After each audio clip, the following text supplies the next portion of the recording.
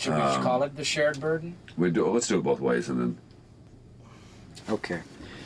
You rolling, Dennis? Stand by for speed. Stand by. Make sure we got both of this, that. Okay. Speed. Okay, we're up. Ready whenever you are. Okay. There is a beautiful irony about Iowa. Its income from manufacturing and other commerce is 3 times greater than that from agriculture. Yet there are thousands of farms and few stretches of the state without a home visible and the sights and sounds of a family in residence.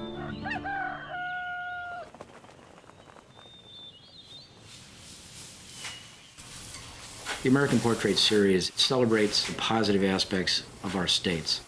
These are the stories of the people and the way they work and their families and the importance of the land, the things that as time goes by will be forgotten unless somebody preserves this. I think these programs truly represent public television in its best form. I mean, these are the kind of programs that people who watch public television expect to see. I came with my parents and the Mormons from Nauvoo, Illinois in 1846 to a village called Lacey Grove. The Potawatomi Indians were living there at the time. Moses Gaylord, Shenandoah.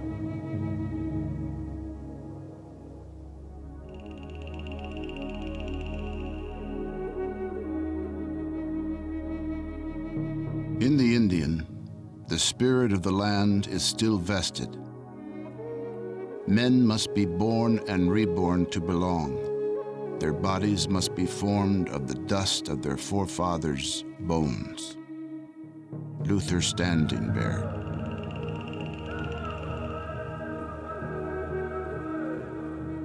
I can't help but remember Hucytes' writing, how he remembered things that his mother and dad had said to him as he was growing up as a child, about how his mother would tell him why they came to Iowa, and how even today he remembers what she said.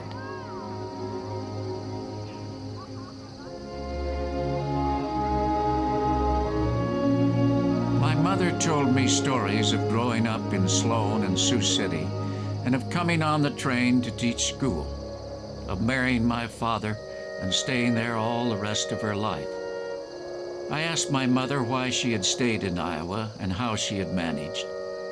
She thought a moment and talked about our home and family and neighbors and friends, the schools and the churches, the strength that came from the land and its farmers.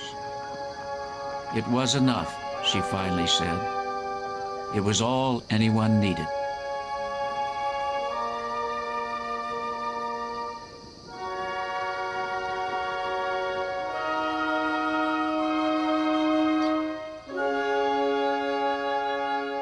History is sort of the fact of the matter. Heritage is more the heart of the matter. And when you can attach emotion to facts, then it all falls together. It makes sense. It's personal. I have had to pass through another season of sorrow. Death has claimed our dear little John. It was hard for me to give him up. We are left again with one baby, and I feel that my health is giving way.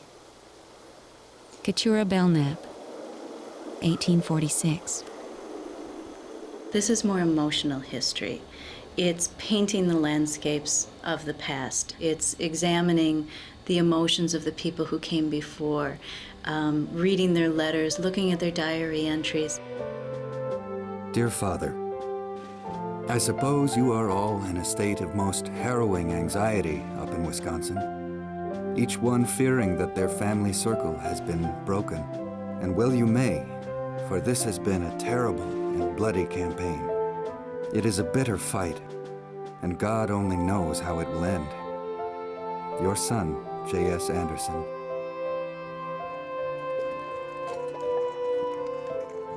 Part of what makes this series unique are the elements of continuity that go across the series.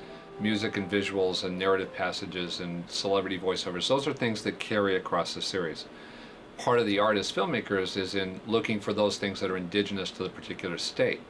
And so Appalachian mountain music, as much as I personally like it, doesn't fit in Wisconsin because it's not a music that's indigenous to this state. By contrast, it's a style of music that will work very well in North Carolina. Bridging the gap for us is the idea of having one or two composers who become almost like music supervisors for the series. Someone like Peter Buffett, highly skilled, very versatile, very competent when it comes to working with orchestrations and string players.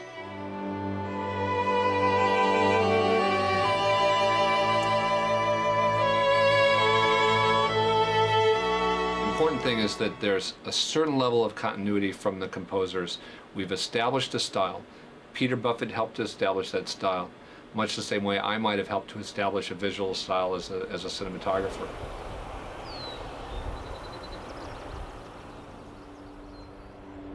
The subtle rhythm of land and seasons shapes our mood, defines our work, and molds our character.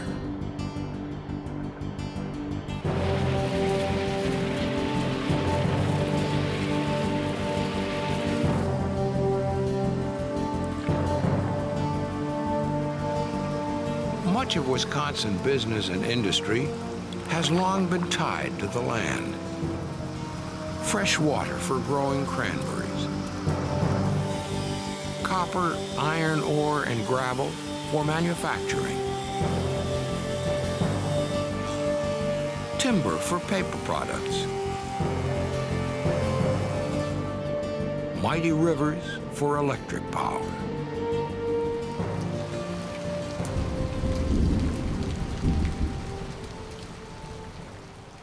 We've made a great effort in producing the programs to work with different celebrities that are attached in some way or another to the state.